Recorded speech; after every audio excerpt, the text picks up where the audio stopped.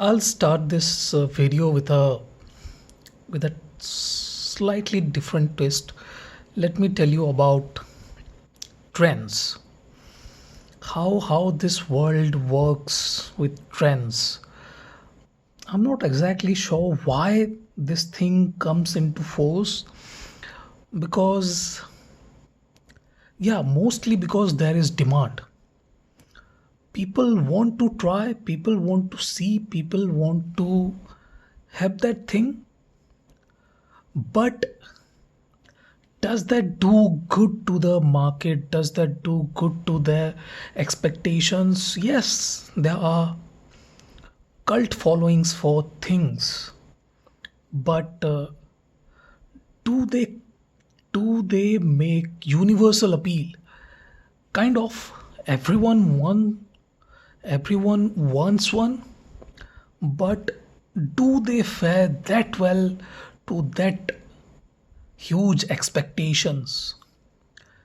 In this video, why I'm talking about that, because in this video I will be comparing two IEMs, dynamic driver IEMs, that had long lost the battle of sound quality to more advanced hybrid setups.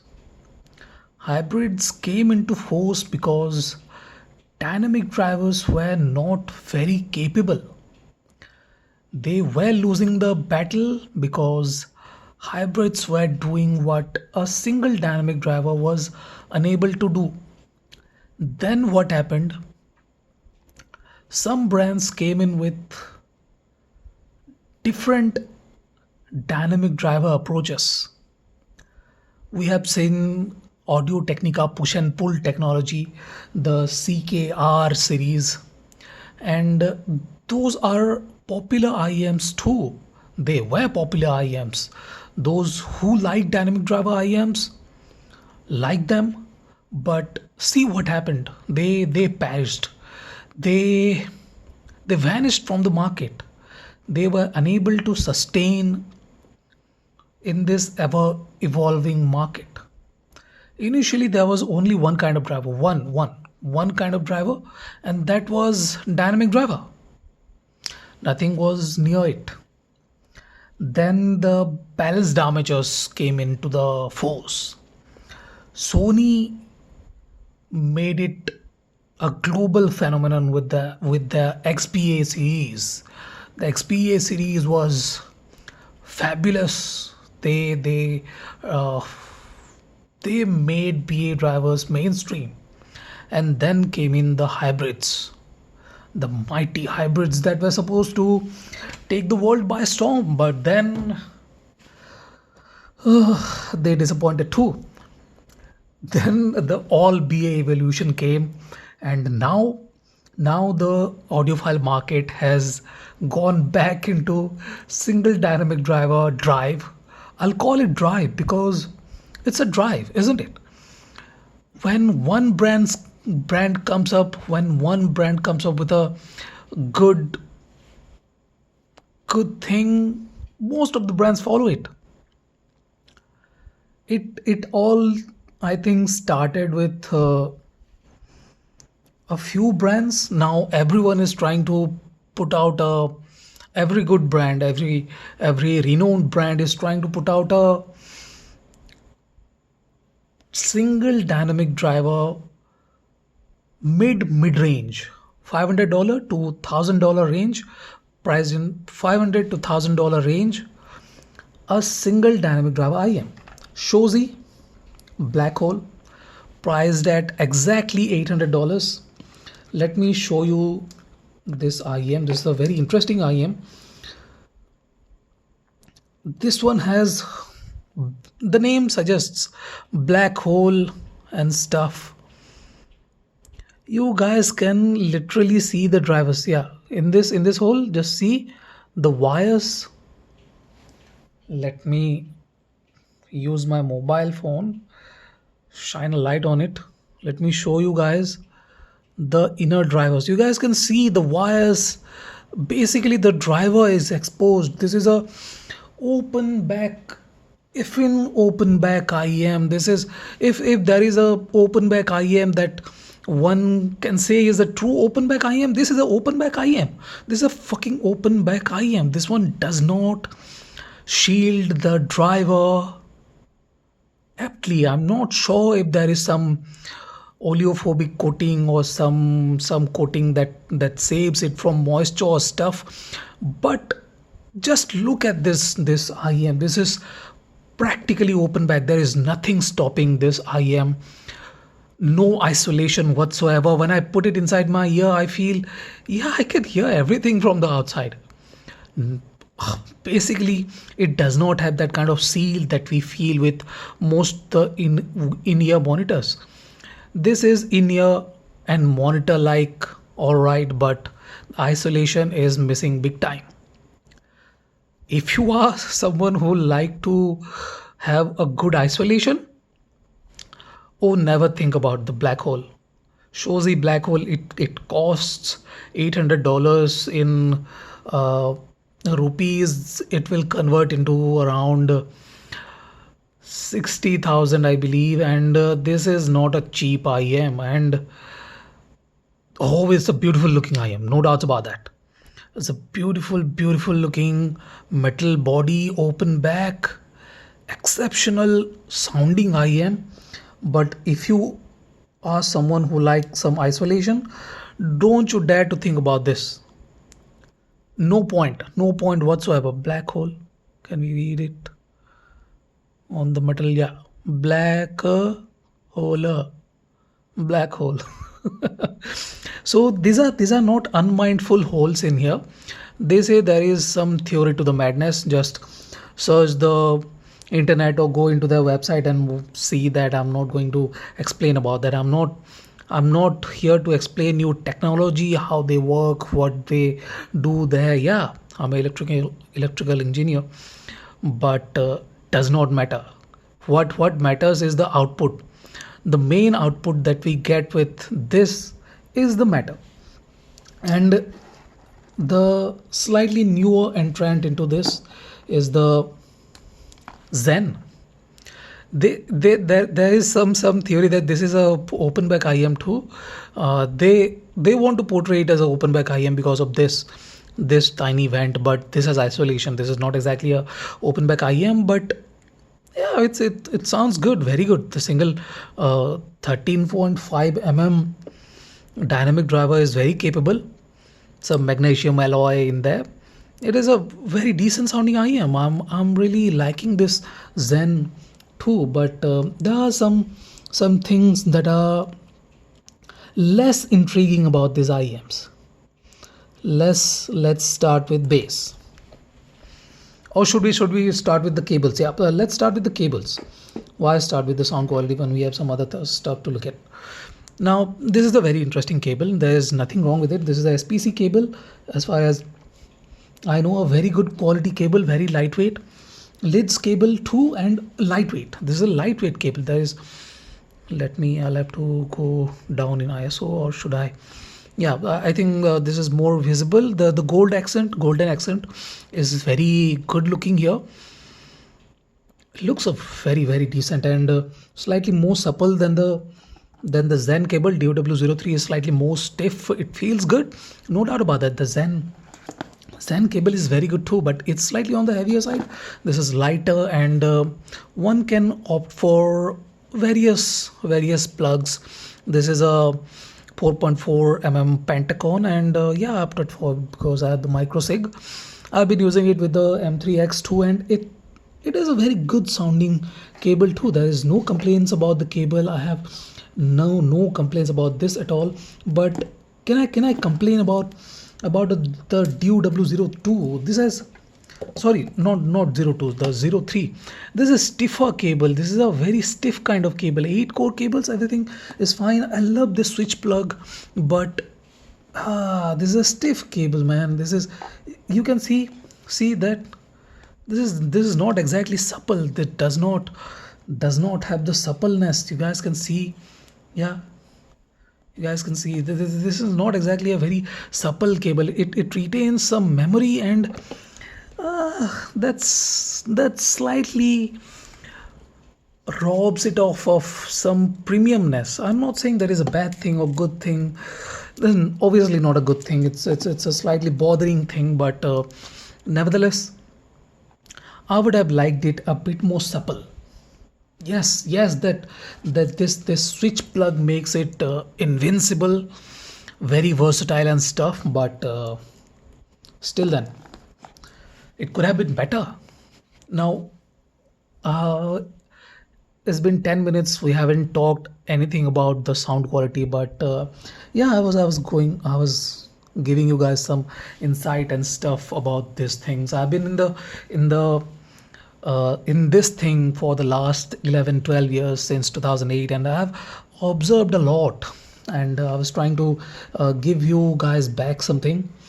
Nevertheless, let's talk about the sound quality, and let's start with the black hole.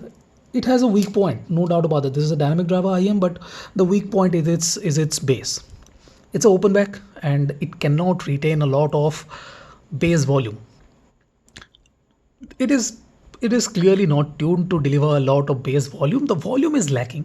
It has the punch, that rumble is okay, but the faster decay speed, it just cannot retain that volume, or that slower decay. The precipitation is lower here. There's no doubt about that. The precipitation is just okay at best. I feel it's reasonable, but if you want to feel the thumb, the slam, you might feel slightly disappointed because it is not very voluminous or slammy. It is on the very faster side. You can feel it is in line with some BA driver IEMs, and that's not a bad thing at all. It delivers very good texture and details, and accuracy is very good, but the thumpiness is missing. You when you want to feel that punch, that thing, it is okay, okay, it is there, but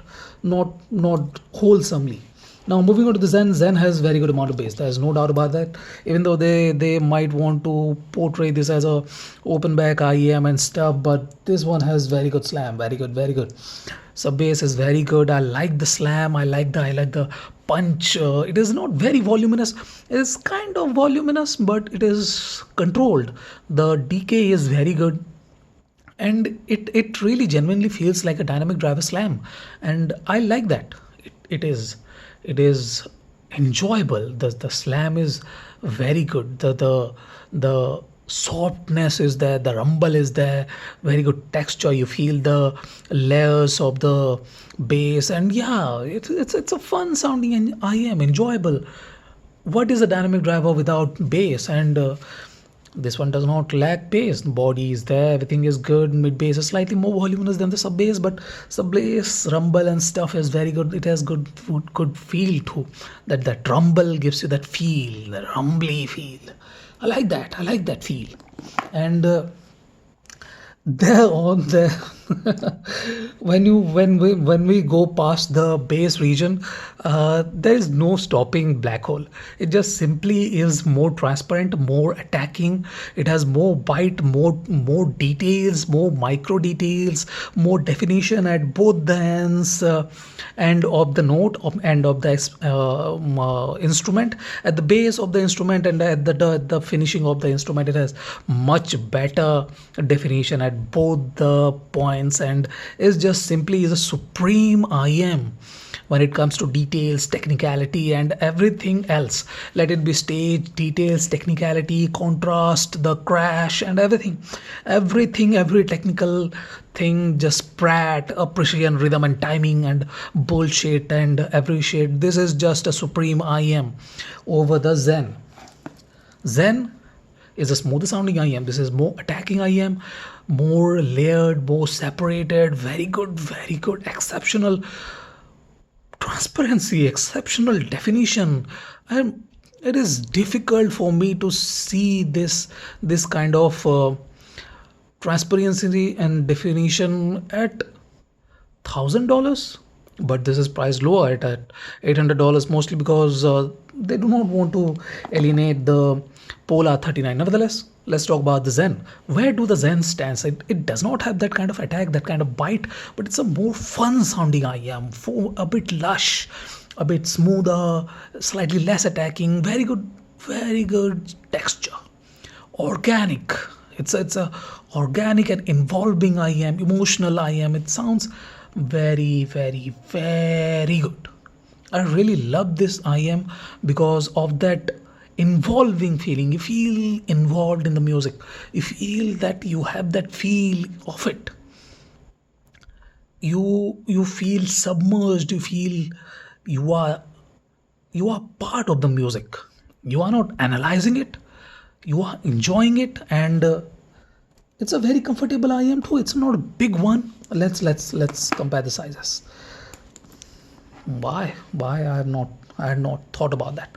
Let's compare the sizes. Size is not big at both the IEMs. This is the off body MMCX connector is not bothering at all, and the Shozi is not huge either. It's smaller than some of the IEMs, even in line with the smaller IEMs. These are not big IEMs. These are good, well-sized IEMs, and I like this. Both these IEMs are very good when it comes to comfort and size. But I was talking about the Zen and its thing. The only problem I really feel with the Zen is that it does not have that kind of sharpness or attack or bite or sparkle at the upper treble region. It kind of blunts the instruments and stuff. Okay, I'm not saying it's bad. Not bad at all. You cannot consider something this good bad. But couldn't it have something more? Yes, definitely they could have done something better. Pair this. One advice to know if they are listening to it. I do not think a lot of people listen to my videos or watch them because I do not have enough views or counts or whatever. I do not care. I make some blogs if you are interested, or watch them if you are not interested. Uh, Subscribe even if you are not interested, because I at times uh, deliver some good reviews and comparisons. But still, then pair this dynamic driver with a good and equally organic, equally energized, not more, not less, similarly thicker sounding BA driver. And this will be a IEM to beat for even in the region of $1,500. This will be just simply outstanding. No flaws whatsoever. It has bass, it has mids, it has the texture, the details. Give it some more micro details, some transparency to micro details, and that will be really nice. This is fantastic sounding IM. Very fun, very good. Both these IMs are fantastic. There's no doubt about that. This one is a more technical, more capable IM when it comes to details and stuff. This is a monitoring kind of in the monitoring kind of territory, and oh, what clarity. You really feel that the those instruments, those notes are only meant for you. They are playing for you. They want your attention. It's attention grabbing sounding IM, and it has holes all over. Let me show you. It has holes all over. I don't know why it's so many holes. See, holes, vents all over. It's just simply a open back. Simply a open back IM. We will cross 20 minutes, I think, in this video, but it's a good listen, doesn't it? I believe you guys like listening to stuff, and this is kind of informative, I believe. Comment. I would like to listen to you guys, what you what you guys have to say about this video. I believe I touched everything. The sound stage, this is bigger, no doubt about it. That fucking open back thing is just simply huge. a very good dimension and stuff. And when you drive it properly, obviously both these IMs need some amount of driving power, not a lot. Both sound good, no doubt about that. With mobile phones too, they sound decent, but drive them with some DAP and stuff, and these are excellent sounding IMs. Both are excellent. We crossed 20, so thank you for watching. Have a nice day. Enjoy your music with the IMs you have. If you have any questions, fire them in. I'll be answering them as soon as I see them. Thank you for watching. Enjoy.